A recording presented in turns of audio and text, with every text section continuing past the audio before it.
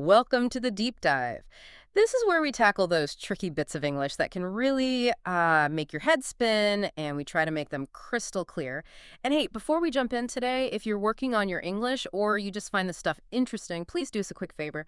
Hit subscribe on the YouTube channel Daily Colloquial English. Yeah, and share with your friends, your classmates, anyone learning English. We really appreciate it. Okay, so today's mission, we're diving into one specific verb. It seems simple, but oh boy, does it cause confusion for learners. We're talking about dare. You know that feeling, right?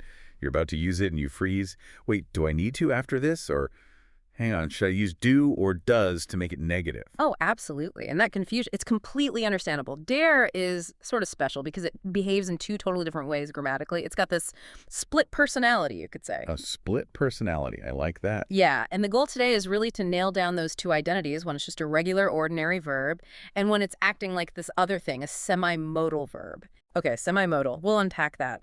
But first, let's just get the basic meaning down. Grammar aside, what are we actually saying when we use dare? Right.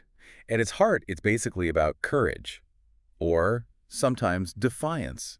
It either means having the nerve, the bravery, the audacity to do something, Okay. or, and this is a slightly different angle, it can mean challenging someone else, like, I dare you. Got it. So he didn't dare to speak up. That's the courage part. Exactly. Lack of courage there. And I dare you to jump in the cold pool.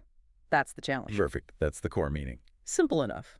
Yeah, the meaning itself isn't the tricky part. It's the how we build the sentence around it. That's precisely it, because the structure you used didn't dare to ask. That's one way. But you might hear or read completely different structures, especially in, say, more formal writing or maybe British English. Right. So let's tackle the first personality. Let's call it the straightforward one. Okay, the normal version. The dare is an ordinary verb, sometimes called a lexical verb. Yep. Ordinary lexical main verb means the same thing here. This is dare behaving just like most other verbs we know. Think, want, or try, or decide. So it follows the standard rules. Exactly. It needs all the usual support. Okay, so what's the absolute number one clue that we're dealing with this ordinary dare? It's the to. You absolutely need to, plus the next verb in its base form the infinitive. Ah, the to infinitive. Right, so if it's the ordinary verb, you have to say, she dares to disagree. You can't drop that to. Okay, dares to disagree. That to is key. And because it's an ordinary verb, it can't make questions or negatives by itself, right? It needs help. That's the other big piece. Just like you need do or does or did for a verb like want, I don't want, do you want, you need them for ordinary dare. Gotcha. So give us an example of a negative with ordinary dare. Okay, present tense. Yeah. He doesn't dare to ask for a promotion. Right. You need, as an Andy, you needed to. Both parts. Both essential for the ordinary form. Or a question, maybe past tense. Did she dare to question the decision? Again, you need did and you need to. Okay, that makes sense. Needs the scaffolding. And the last piece for ordinary verbs. The present tense, third person singular, he, she, it. Yep, it takes the S, just like he wants, she needs. It dares. Exactly. She dares to challenge him. That S confirms it's the regular main verb. So quick recap for ordinary dare. Needs to, needs dodos did for negatives questions, and takes the S for Hashite. And you said this is more common in, like, American English. Generally, yes. Yeah. More common in American English and just everyday informal speech pretty much everywhere now. It's kind of the default for many speakers. Okay, that seems manageable. Now for the other personality, the Yeah. tricky one. Right. Part 2. Dare as an auxiliary or semi-modal verb. Semi-modal. Why semi? Well, modal verbs are words like can, could, will, would, shall, should, may, might, must. They have very specific grammatical behaviors. Dare acts like them, but only sometimes, and mostly in negatives and questions. So it's semi, not a full-time modal. Okay, so it starts acting like can or must. What's the first rule it breaks from the ordinary version? It immediately dishes the to. Modals are always followed by the bare infinitive. Bare infinitive, just the verb itself, no to, like speak, not to speak. Exactly. You say, I can speak, not I can to speak. So when dare is being modal, you say, he dares speak, not he dare to speak. Whoa, okay, so he doesn't dare to ask becomes he dare not ask. Precisely. He dare not ask. Or even more commonly contracted. Daren't. Daren't. She daren't tell him. That daren't is a huge flashing sign saying auxiliary verb here. Okay, so it handles its own negation. No dodos did needed. None at all. Modals are independent. They don't need the do support system. They just add not directly after them or contract like can't won't, daren't. And for questions, same logic, no do. Same logic. You just invert the modal and the subject like, can she go? Dare becomes dare she go. Dare she enter the room? Perfect. No do, no to. Very concise. And what about the third person S? Does modal dare take an S? Nope. Another modal rule, they never change form for the third person singular. You don't say she can go or he must leave. Right. So you don't say she dares speak if it's a modal form. It stays as dare. She dare not object. Or in an affirmative, which is rarer but possible, especially in older texts, few dare challenge the king. Okay, few dare challenge. Even if the subject was singular, like he, it would still be he dare challenge. If using the modal form, yes, he dare challenge. No whist. Wow, okay. That is fundamentally different. So let's put them side by side again, really clearly. The listener needs to choose. Okay, let's do a quick compare and contrast. Test number 1, the to, ordinary dare. Needs it. Dare to go. Auxiliary dare. Rejects it. Demands the bare infinitive. Dare go. Test number 2, negatives and questions. Ordinary dare. Eats Dodo's did. He doesn't dare to go. Did he dare go? Auxiliary dare. Handles it alone. He daren't go or he dare not go. Dare he go. In test number 3, the third person is in the present. Ordinary dare. Takes it. She dares to go. Auxiliary dare. Never takes it. She dare not go. And understanding that choice isn't just grammar for grammar's sake, it really signals something about your style. Right. You mentioned formality and British versus American English. Yeah. The auxiliary form, daren't, dare he, sounds much more formal.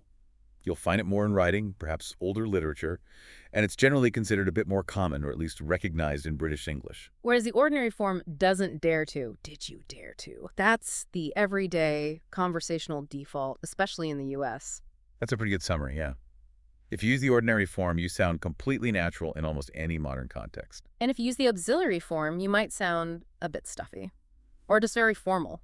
It depends on the context. In very formal speech or writing, it can sound perfectly appropriate, maybe even sophisticated. Yeah. In casual chat, yeah, it might sound a little unusual or deliberately old-fashioned to some ears. Like ordering a coffee saying, I daren't have sugar. Exactly.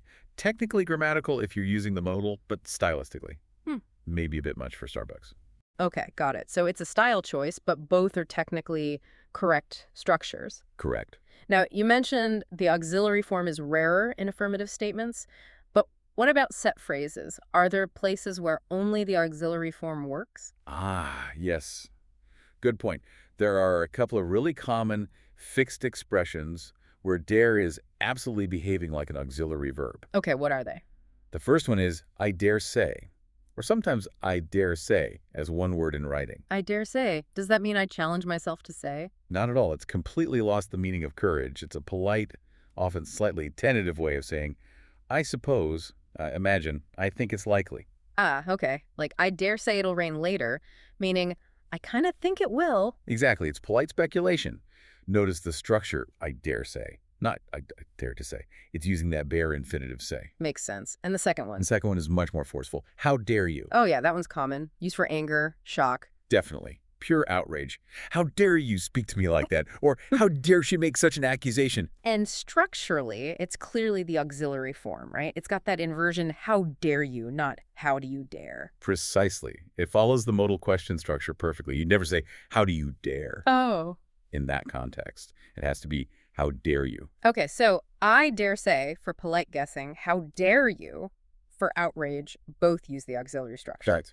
Right, let's do a quick check. Time for the listener to test themselves. I'll give a sentence, you tell us.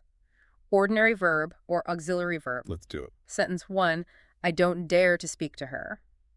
Ordinary or auxiliary. Okay, look for the clues. We have don't, that's the do list support. Yeah. And we have to speak, that's the to infinitive. So. That's definitely the ordinary verb form. Got it. Okay, sentence 2, she daren't leave her post. Ordinary or auxiliary? The big giveaway here is daren't. That contraction only happens with the auxiliary form. Plus, we have leave, the bare infinitive, no to. Meaning? That's the auxiliary or semi-modal form. Excellent. Hopefully everyone following along got those right.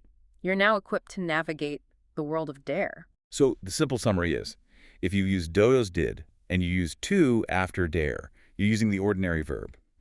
Think modern, informal, very common. And if you skip the Dodo's did for negative questions and you skip the to, using daren't or dare not or dare he, then you're using the auxiliary form. Think formal, maybe British, maybe literary. Exactly. You choose based on the situation and the style you want. And that actually leads nicely into a final thought, something for you, the listener, to explore. Okay. Now that you're tuned into these two structures and their connection to formality and time, try actively looking for them.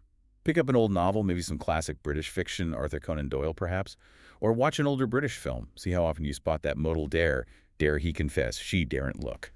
Contrast that with, say, a modern American TV show. Exactly. Then flick on a current sitcom or listen to contemporary news reports. How often do you hear the auxiliary form versus the doesn't dare to structure? You'll likely see a real difference.